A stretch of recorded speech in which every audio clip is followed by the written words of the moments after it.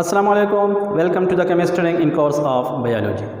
Dear students, हमने discuss किया हुआ था पिट्यूटरी ग्लैंड, उसके स्ट्रक्चर के हवाले से, उसके लॉब्स के हवाले से, यानी इंटीरियर, मिडल और द पोस्टीरियर पार्ट के हवाले से। फिर हमने डिस्कस किया कि उसके अंदर कितने हार्मोन्स हैं, वो खुद कितने हार्मोन सिक्रेट करता है, कितने अमाउंट में सिक्रेट कर लेता है, उसकी एक्सेस या उसकी अंडर सिक्रेशन अगर है तो फिर उसके हवाले से कौन से डिजीज़ या डिसऑर्डर्स इंसान को हो सकते हैं।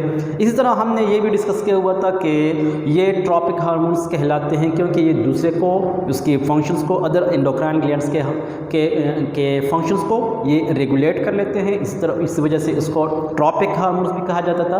आज के लेक्चर के अंदर हम दोबारा वही पिट्यूटरी ग्लैंड्स के हार्मोन पढ़ लेते हैं, लेकिन एक नए अंदाज के साथ, जो कि आपको बहुत ज़्यादा हेल्प करेगा ईटा लेवल पर। क्योंकि आज के लेक्चर के अंदर सिर्फ हम नेम ऑफ द हार्मोन, उसका टारगेट साइट और उसका फंक्शन हम बताएंगे। क्योंकि ईटा लेवल पर जब एक हार्मोन आता है तो फिर वो बताते हैं कि कौन सा फंक्शन वो कर लेता है। फॉर एग्जांपल कि ऑक्सीटोसिन, इसका टारगेट साइट कौन सा है या ये कौन सा फंक्शन कर लेता है। तो दो MCQ इस पर आ सकते हैं कि what is the target site of the oxytocin, तो आपको 4 ऑप्शन मिले होंगे। इस तरह what is the function of the oxytocin, अगर एक फंक्शन आपको बता देंगे, बाकी इसके अलावा और फंक्शंस भी होंगे। तो एक फंक्शन बताया गया है, कौन सा फंक्शन दूसरा कर लेता है तो भी आपने ऑप्शन में से देखना पड़ेगा। तो आज के लेक्चर आपके लिए इंतहाई कीमती है, बहुत ज़्यादा इंपॉर्टेंट है। इसको से लेकर आखिर तक देख लीजिएगा, क्योंकि ये आपको सिर्फ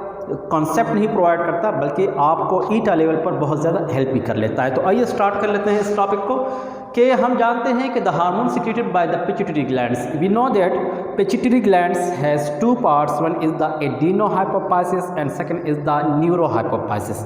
एडिनोहाइपोफाइसिस वो पार्ट है जो कि इंटीरियर पार्ट और मिडल पार्ट पर मुश्तमिल है, जबकि न्यूरोहाइपोफाइसिस पोस्टीरियर पार्ट पर मुश्तमिल होता है। तो यहाँ पर देख लेते हैं कि द एडिनोहाइपोफाइसिस के जितने हार्मोन्स हैं वो मैंने यहाँ पर 1 बाय 1 लिखा हुआ है। तो चलो पहले पढ़ लेते हैं कि the somatotropic hormones of the adenohypophysis यानी एंटीरियर पिट्यूटरी ग्लैंड। इसका टारगेट साइट कौन सा है? Bone and skeleton. It is the most important point about the somatotropic hormones.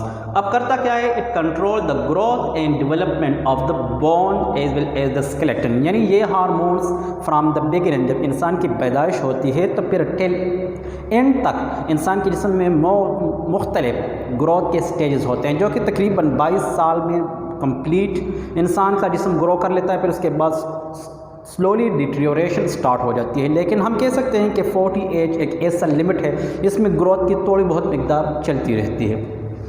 तो ये मोस्टली ये जो सोमेटोट्रोपिक हार्मोन्स हैं ये मोस्टली बच्चों के अंदर ज़्यादा तेज़ होते हैं, बहुत ज़्यादा कॉमन होते हैं, बहुत ज़्यादा डेवलपमेंट उसके अंदर उसकी बॉडी में लेके आते हैं। इसी तरह एडिनोकार्टिकोट्रोपिक हार्मोन्स ये दूसरा है। इसका टारगेट प्लेस कौन सा है? Adrenal cortex. अब एड्रीनल कॉर्टेक्स में करता क्या है?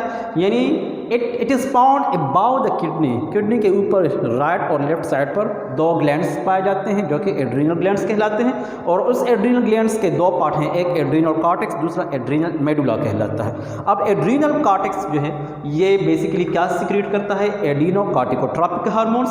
और ये अगर करता है तो क्यों? It stimulate the absorption of urine, absorption of solute of the kidney. Similarly, it reduce the concentration of the solute in the blood. Blood के अंदर solute की कंसनट्रेशन को कम भी कर लेते हैं। उसी तरह थायराइड स्टिमुलेटिंग हार्मोन, ये थर्ड हार्मोन है। इसकी जो मेन टारगेट साइट है थायराइड ग्लैंड, जिस तरह के नेक रीजन में पाए जाते हैं। थायराइड ग्लैंड में 2 हार्मोन्स आमतौर पर सिक्रेट करता है, एक होते हैं थायरॉक्सिन, दूसरा कहलाता है ट्राई आयोडोथायरोनिन। एक T4 होता है, एक T3 होता है। ये दोनों यहाँ पर मैंने सिर्फ नाम से बताया हुआ है कि थायरॉक्सिन और ट्राई आयोडोथायरोनिन, ये 2 किस्म के हार्मोन्स हैं जो सिक्रेट कर लेता है। इसी तरह एक है ल्यूटिनाइजिंग हार्मोन्स। ल्यूटिनाइजिंग हार्मोन्स इसका टारगेट प्लेस है ओवरीज एंड टेस्टिस।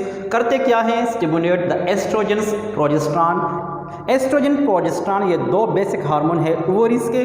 तो इस वजह से हम कह सकते हैं कि ये फीमेल ओवरीज के अंदर दो हार्मोन्स एस्ट्रोजन और प्रोजेस्टेरॉन को स्टिमुलेट करते हैं, जबकि मेल टेस्टिस के अंदर टेस्टोस्टेरॉन की जो सिक्रेशन है वो इस वजह से है। इसी तरह lactogenic hormones, it is also called as the prolactin, इसको PRL से डिनोट किया जाता है। मेमरी ग्लैंड इसका खास टारगेट साइड होता है। It stimulate the milk production in the mammary glands. जब डिलीवरी के आफ्टर बच्चे को मिल्क दे दिया जाता है तो उस टाइम मिल्क के अंदर मेमरी ग्लैंड्स के अंदर मिल्क का प्रोडक्शन है, it depend upon the lactogenic hormones. Now the growth hormones, as I have discuss earlier that the muscles and bones, इसका जो है वो मेन टारगेट प्लेस है।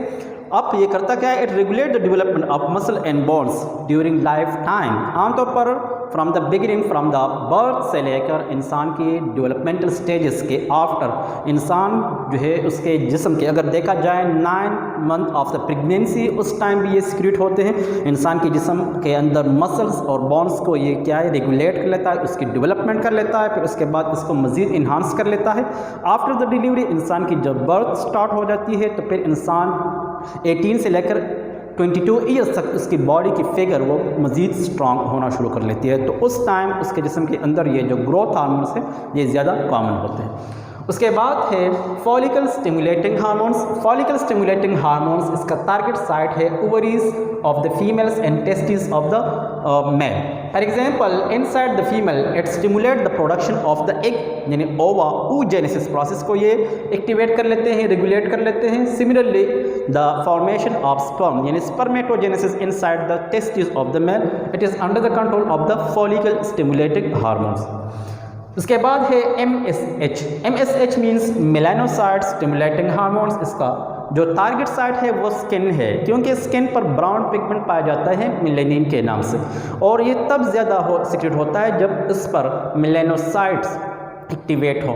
तो ये मेलानोसाइट्स को एक्टिवेट कर लेता है ताकि जब ये stimulate the melanocyte to secrete melanin किस टाइम, जब एक बच्चे का प्रेगनेंसी टाइम है तो उस टाइम उसका मदर, उसकी कलर में चेंजेस आ जाती है। उसका कलर जो है वो डेली बेसिस पर मेलानोसाइट्स मेलानिन की वजह से वो डार्किश कलर अडॉप्ट कर लेती है। अगर ज़्यादा से ज़्यादा ये MSH सिक्रेट हो तो फिर एडिसन्स डिजीज़ फीमेल में काज कर लेती है, जिसका कलर जो है वो मज़ीद डार्किश हो जाता है।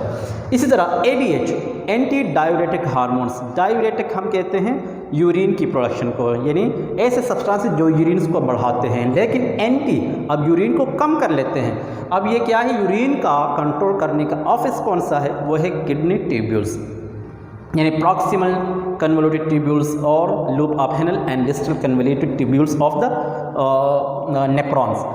It stimulate absorption of water, water की एब्जॉर्प्शन को ज़्यादा एक्टिवेट कर लेते हैं inside the kidney, and it reduce the level of the solute inside the blood. Similarly oxytocin, oxytocin ये मेमरी ग्लैंड्स और यूटिरस के मसल्स इसका टारगेट साइट है, और it helps in the delivery of babies. इन बेबीज़ का डिलीवरी जो है उस time contraction of the inner wall of the uterus इसको रेगुलेट कर लेते हैं। इसी तरह प्रोमोट मिल्क प्रोडक्शन एंड, यानी मिल्क प्रोडक्शन को ज़्यादा कर लेते हैं during the time of the lactation. जब बच्चे को दूध पिलाया जाता है उस टाइम मेमरी ग्लैंड्स के अंदर मिल्क का प्रोडक्शन ये एक्टिवेट कर लेते हैं। अब यहाँ तक तो तकरीबन ये सारे एंटीरियर पिट्यूटरी ग्लैंड्स के पार्ट्स हार्मोन्स से, यहाँ पर ये भी एंटीरियर पिट्यूटरी ग्लैंड का मीडियम पार्ट है, उससे ये सिक्रीट होता है, जबकि ये दो लास्ट के जो हार्मोन्स हैं ये बेसिकली पोस्टीरियर पार्ट से सिक्रीट होते हैं।